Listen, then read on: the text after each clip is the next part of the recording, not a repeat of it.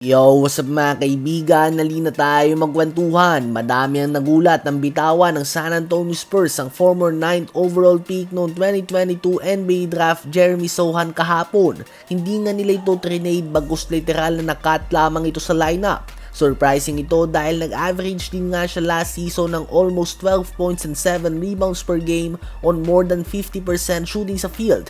22 years old lang din siya, so mataas na nga ang kanyang potensyal at tugma nga ang kanyang edad kay Wemby, Castle, Harper at buong Spurs young core. Ganun pa man ngayong season nga ay napadami ang kanyang injuries at pagbalik naman niya ay napakaganda na ng nilalaro ng San Antonio Spurs. Kaya naman hindi na nga siya mahanapan pa ng pwesto hanggang sa tuluyan na nga siyang nawalan ng minuto. Ganun pa man ay hindi din nga tumagal ang kanyang pagiging free agent dahil agad din nga siyang kinuha ng New York Knicks mga kaibigan ayon kay Shams ng ESPN, isang 6'8" athletic wing player na kayang depensahan ng multiple positions. Tiyak nga na instant energy ang may bibigay nila ni Jose Alvarado, Jordan Clarkson, Landry Shamet, Mitchell Robinson at iba pa mula sa bench. Nakita pa lang nga natin si Jose Alvarado na agad na gumawa ng 26 points in 18 minutes off the bench at ngayon ay nadagdagan pa nga sila ng Jeremy Sohan. Last season nga ay bench unit na naging problema ng New York Knicks, subalit ngayong season ay unti-unti na nga sila mga kaibigan nagiging isa sa mga teams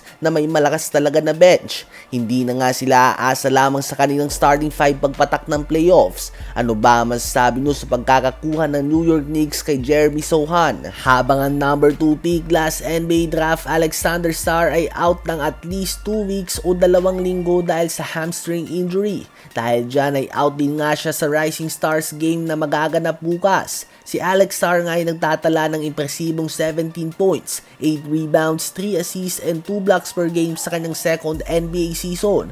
Pahayag nga ng iba ay talagang tinutodo na ng Washington Wizards ang kanilang pagtanking o sadyang pagpapatalo para mas makakuha nga sila ng mataas sa draft pick sa susunod na NBA draft.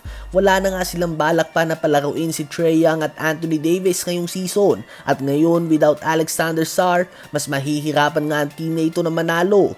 Bukod nga kay Alexander Sarr ay hindi din magiging available sa Rising Stars Challenge ang leading Rookie of the Year candidate and number 1 pick ngayong NBA draft Cooper Flagg dahil sa mid-foot sprain injury na natamo niya laban sa Phoenix Suns. Si Flagg nga ay nagbabakita ng solid stats para sa isang rookie at madami na nga siyang nagawang record. Nag-average din siya sa season na ito ng 20 points, 6.5 rebounds, 4 assists, 1 steal and 1 block per game on 48% shooting sa field at 2 turnovers lang din nga ang kanyang average. Bibihira nga para sa isang rookie na mataas ang usage rate na mababa din ang turnovers. Sa palagay nyo ba ay injured talaga ang mga players sa to o sadyang tinatamad na sila sa All-Star Weekend? Ano ba masasabi nyo tungkol dito?